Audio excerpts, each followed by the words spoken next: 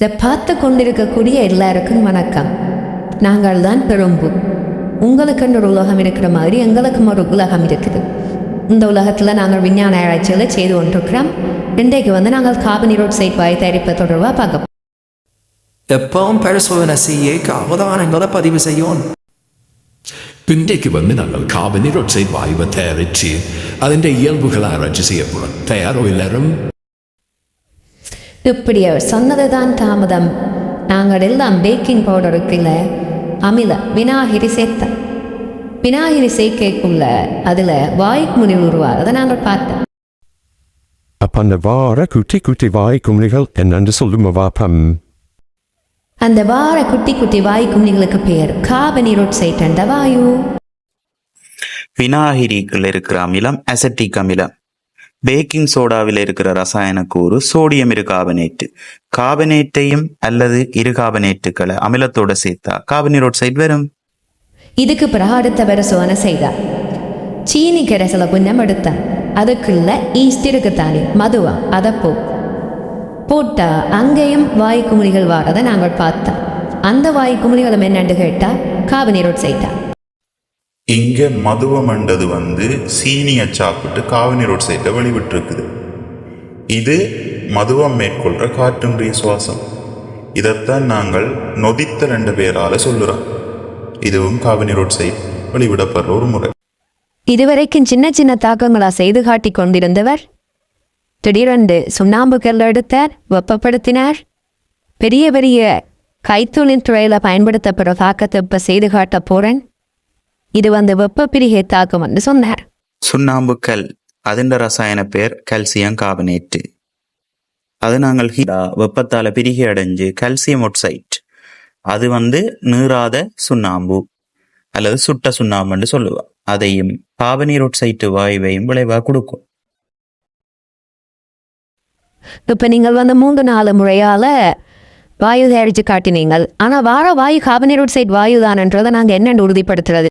ஒரு எரியும் தீக்குச்சியை கார்பனீரோட்சைட் வாயு நிரம்பிய குடுவையினோடு செலுத்தும் போது தீ அணைகின்றது. கார்பனீரோட்சைட் வாயுவுக்கு தீயை அணைக்கக்கூடிய தன்மை இருக்கு. அதை வச்சு கொண்டு உறுதிப்படுத்தலாம். இதால தான் கார்பனீரோட்சைட் வாயுவை நாங்கள் தகன துணையிலி வாயு என்றும் சொல்றாங்க.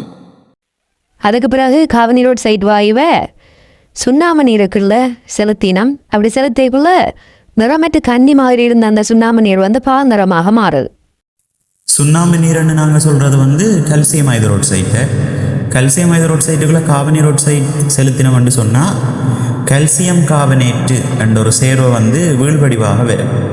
அதுதான் அந்த வெள்ளை கலருக்கு காரணம். அதான் அந்த பால் நிறமான வீழ்வடிவு உருவாகுதுன்னு பார்த்து நாங்கள் அதுக்கு காரணமாக வருதான் கல்சியம் கார்பனேட் வாரது. சாதாரண நீருக்குள்ள pH தாள இடும்போது நடுநிலை பதார்த்தங்களுக்குரிய pH பெருமானம் அங்கே வந்துச்சு. அதுக்கு பிறகு அந்த தண்ணிக்குள்ள உயரமுக்கத்துக்குள்ள கார்பனீரோட்சைட் வாயுவை அடைச்சாப்படாது. திருப்பாம் pH தாள போட்ட போது pH தாளனுடைய அந்த பெருமானம் குறைஞ்சிருந்தது. கார்பனீரோட்சைட் வாயு நீரில் கரைஞ்சா அமில கரைசல் அங்கே உருவாகும். அதை கார்போனிக் அமிலம் என்று சொல்லுது. இது உருவாகிறதான் pH பிரமாணம் குறைகிறதுக்கான காரணம். ஆனால் இந்த கார்பனீரோட்சைட் வாயுவால் யோசிச்சு பாருங்களேன், இவ்வளவு பயன்கள்.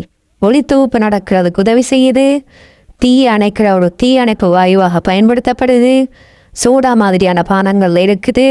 உலப்பனிக்கட்டி தயாரிப்பில் பயன்படுத்தப்படுது. இப்படியான நன்மைகள் எங்களுக்கு கிடைக்குது. கார்பனீரோட்சைட்டால நன்மைகள் மட்டும் இல்லை, தீமைகளும் இருக்குது. தீமைகள் இன்றைக்குள்ள முக்கியமான தீமை இந்த புவி வெப்பமடுது. அதிகளவான கார்பனீரோட்சைட் வாயு வெளியேறுகின்ற பட்சத்தில் அது புவியின் வெப்பத்தை உயர்வடைய செய்கிறது. அடுத்தது மழைநீர்களுக்குள்ள கரைஞ்சே அமிலமளவு உயர்வது. இந்த அமிலமல காரணமாக உலோகத்தால் ஆகப்பட்ட கட்டிடங்கள், சுண்ணாம்பால் ஆகப்பட்ட கட்டிடங்கள், உலோக சிலைகள் எல்லாம் அரிப்புக்குப்படுது. மண் பாதிக்கப்படுது. தாவரங்களினுடைய இயல்பான அந்த செயற்பாடுகள் பாதிக்கப்படுது. பிரிமரி பிரச்சனைகள் இருக்குது. கார்பனீரோட்சைட்டினுடைய தீமைகளை புரிஞ்சு கொண்ட நாங்கள் அதை கட்டுப்படுத்துறதுக்கு ஒரு பேரணி ஒன்றை நடத்தினோம். இது மூலமா எங்களுடைய எறும்பு கூட்டத்துக்கு விழிப்புணர்வு ஏற்படுத்தினோம். சின்ன சின்ன நடவடிக்கைகள் பெரிய மாற்றத்தை ஏற்படுத்தும் என்றதை காட்டினோம். மரங்கள் அதிக அளவில் நடுறது, புதுப்பிக்கத்தக்க ஆற்றல் உள்ள சூரிய ஒளி, காற்று, அந்த மாதிரி இயற்கை வளங்களை பயன்படுத்துறதன் மூலமாக சூழலுக்கு விடுவிக்கப்பட கார்பன் டை ஆக்சைடினுடைய அளவை குறைக்கலாம் என்ற விழிப்புணர்வை இந்த பேரணி மூலம் ஏற்படுத்தி இது நிறைய பேருக்கு விளங்கி கார்பன் டை ஆக்சைடு வாயுவை குறைக்கிறதுக்கான அந்த நடவடிக்கைகளை அவையும் செய்து கொண்டு வெளியின எங்களால் முடிஞ்ச அப்படியான சின்ன சின்ன விஷயங்களை தன்னோட அரும்பு கூட்டம் மாதிரி செய்து நீண்டகால நன்மைகளை பெற்றுக்கொள்ளலாம். கிளைமேட் சேஞ்ச் காலநிலை மாற்றம் முக்கியமானது.